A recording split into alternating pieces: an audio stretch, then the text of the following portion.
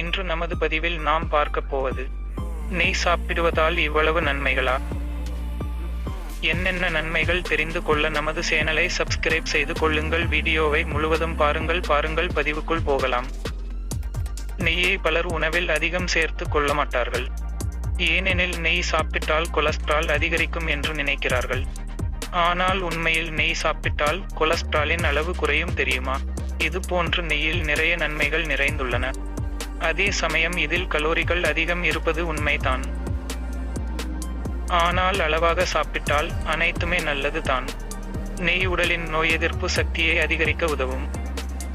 அதிலும் வளரும் குழந்தைகளுக்கு நெய்யை உணவில் அதிகம் சேர்த்து வந்தால் அவர்களின் நோய் எதிர்ப்பு சக்தி அதிகரித்து அவர்கள் நோய்வாய்ப்படாமல் இருப்பார்கள். செரிமான பிரச்சனை உள்ளவர்கள் உணவில் எண்ணெய்க்கு பதிலாக நெய்யை சேர்த்தால் செரிமான பிரச்சனையில் இருந்து விடுபடலாம். நெய்யில் வைட்டமின் ஏ, டி, இ மற்றும் கே போன்றவை குறிப்பிடத்தக்க வைட்டமின்கள் உள்ளன. எனவே தினமும் சிறிது நெய்யை உணவில் சேர்த்து கொண்டால் உடலுக்கு வேண்டிய வைட்டமின்களை பெறலாம். நெய்யில் ஆன்டி ஆக்சிடென்ட்டுகள் மற்றும் கொழுப்பை கரைக்கக்கூடிய வைட்டமின்கள் அதிகம் இருப்பதால் இது இதயத்தை ஆரோக்கியமாக வைத்துக் கொள்ள உதவும். நெய்யானது உடலின் மெட்டபாலிசத்தை அதிகரித்து அதிகப்படியான கொலஸ்ட்ராலை கரைத்து குறைத்துவிடும்.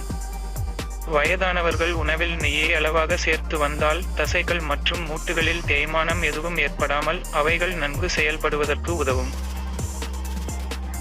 இதனால் வயதானவர்களுக்கு ஏற்படும் மூட்டு சம்பந்தமான பிரச்சனைகளை தவிர்க்கலாம். நிறைய மக்களுக்கு பால் பொருட்கள் என்றால் அலர்ஜி ஏற்படும். அத்தகையவர்கள் நெய்யை பயமின்றி உணவில் சேர்த்து கொள்ளலாம். இதனால் பால் பொருட்களின் மூலம் கிடைக்கக்கூடிய சில நன்மைகளானது நெய்யின் மூலம் கிடைக்கும். தற்போதுள்ள உணவு முறை மாற்றத்தால் பலர் நெஞ்செரிச்சலால் அவஸ்தைப்படுவார்கள். குறிப்பாக கர்ப்பிணிகள் இதற்கு உள்ளாவார்கள். ஆகவே இப்படி நெஞ்செரிச்சல் ஏற்படும் போது 1 டேபிள் ஸ்பூன் நெய்யை உணவில் சேர்த்து சாப்பிடுவதால் நெஞ்செரிச்சல் உடனே தணியும். மேலும் பல பதிவுகள் பார்க்க நமது சேனலை சப்ஸ்கிரைப் கொள்ளுங்கள். மீண்டும் ஒரு பதிவில் சந்திப்போம். நன்றி, வணக்கம்.